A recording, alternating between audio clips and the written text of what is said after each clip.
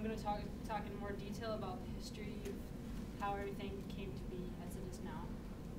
So, some time ago, I can't remember which one it was, the president of Sudan launched a program to turn Sudan into an entirely Arab state. And they started launching attacks on Christian and animist people in southern Sudan, leading to what's known these days as the Darfur conflict. One tribe that left this region was the Acholi people, who were fleeing attacks from Arab fur and slave traders, and they came to northern Uganda, which is right next door. The Acholi people were not treated well by the Uganda government.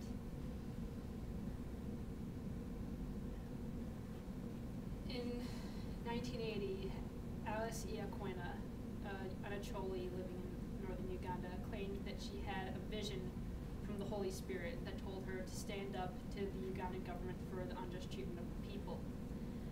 She began what became known as the Holy Spirit movement, and it was a peaceful, nonviolent movement only meant to advocate for people's rights, and it gained a lot of support.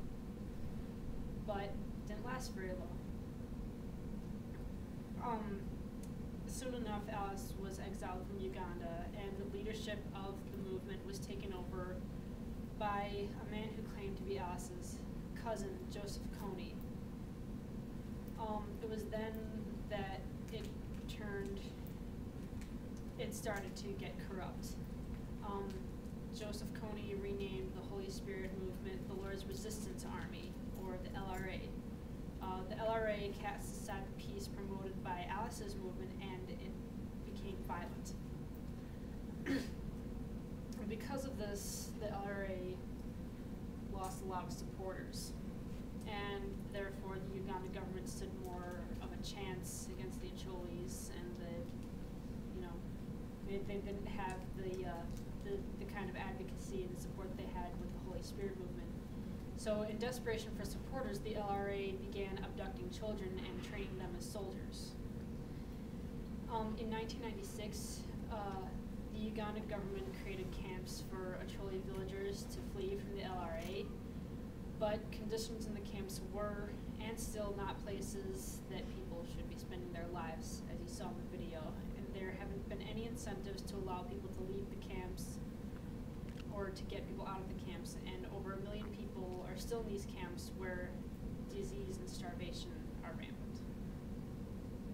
And that's basically what happened and how it came to be now.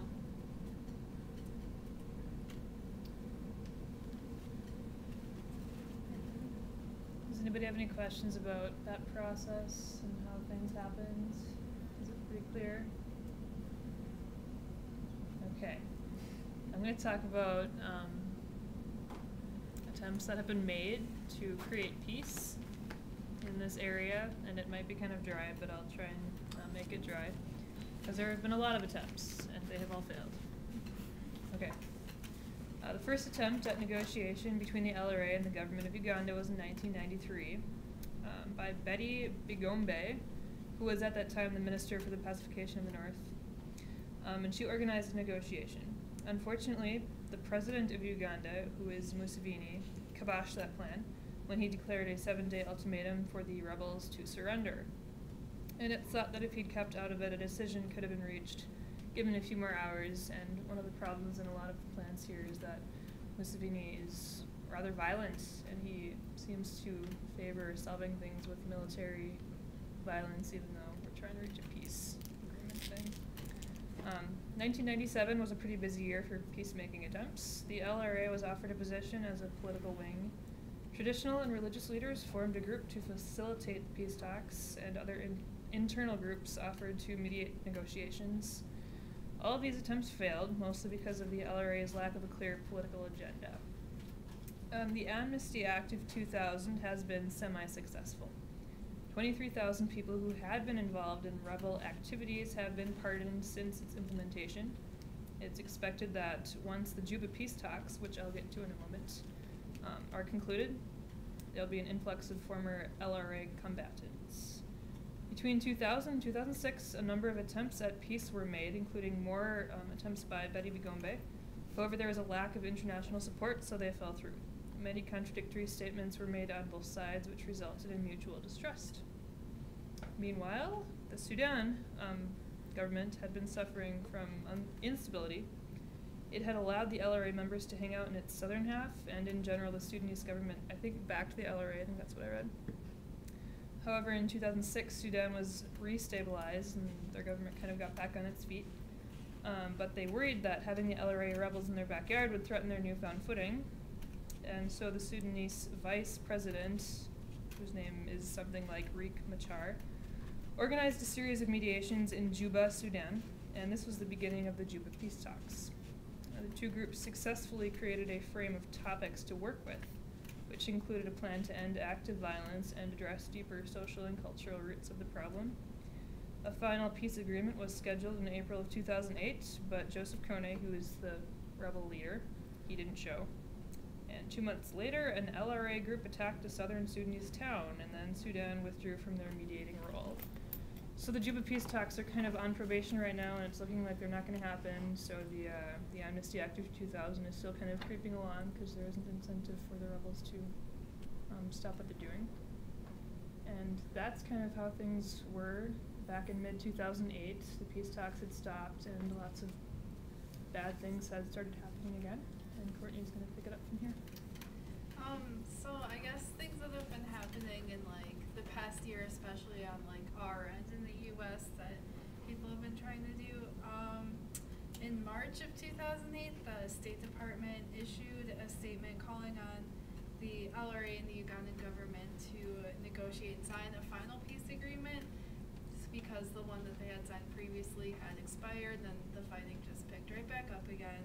And that's a bummer. So they issued a statement telling them that they should just get together and go to these peace talks and sign a statement, but no luck at that point. And then in October, 7 U.S. senators, including Russ Feingold, who's from Wisconsin, so that's pretty cool, wrote to the Ugandan president and urged him to provide aid and reconstruction processes to help the people in northern Uganda recover and help the people that were leaving these IDP camps to like rebuild their communities and become self-sufficient again. And they also issued a similar statement to the United Nations calling on them to bring in peacekeepers and send monetary aid to the people of Uganda. And then I guess as far as President Obama, not a lot has been done yet, but I'm pretty hopeful that this will get on his agenda pretty soon. He was in Africa in 2006, visiting with Ugandan political leaders on both sides and trying to bring in some negotiation. And he has also called on UN peacekeeping forces and for the UN to bring in more aid. And he's been in contact with both the Ugandan government and leaders of the LRA to try to bring them together for negotiations. And I've also just heard that he